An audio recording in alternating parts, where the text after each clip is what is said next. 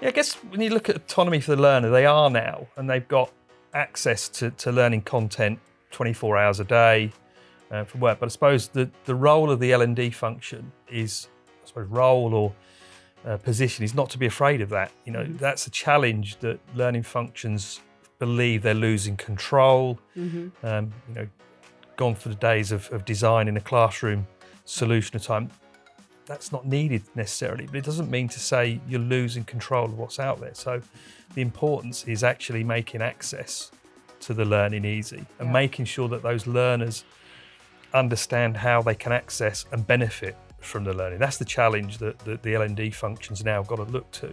Making use of all the tools and systems. It's probably no different to how we are in everyday life. You know, I was talking to my parents yesterday and they said that they'll go on YouTube to find out what's wrong with the washing machine. Well, that should be the same in work. You know, we can go and find solutions from other people and so on. So the learning function has to be the conduit of that function. Yep, the learning and development organization has to enable the tools and the abilities for the employees to access and acquire the learning.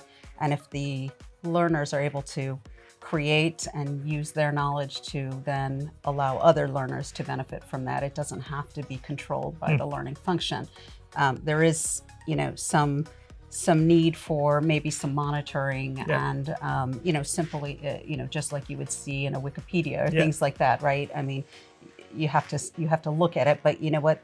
Some of those folks out there, the ones creating the content, are experts in their field, and they're the ones you'd be pulling from anyways, subject matter experts to develop content. So, you know, the tools are enabling that and making it easier. So learning and development really needs to support and enable those tools and bring those forward for the learners. So the L&D function, how they're going to create real value in this new approach to learning is to be the conduit of that learning. There needs to be some guidance, and you mentioned it, you know, about collating that information, providing some direction in where they get it from, and that's really what they need to harness. The role they need to play is ensuring that there's a tap almost to switch on, or a flow to find that learning in the first place, and also make sure it's relevant to the workplace. You know, there's an argument to say you should let people learn whatever they want to learn, but we need some relevance to the business, I guess. And that's the key bit that the L&D function has to play. That governance. I mean, oftentimes, you know, when I'm speaking to those who are outside of the learning space, and I talk about what's going on in learning and how it's changed.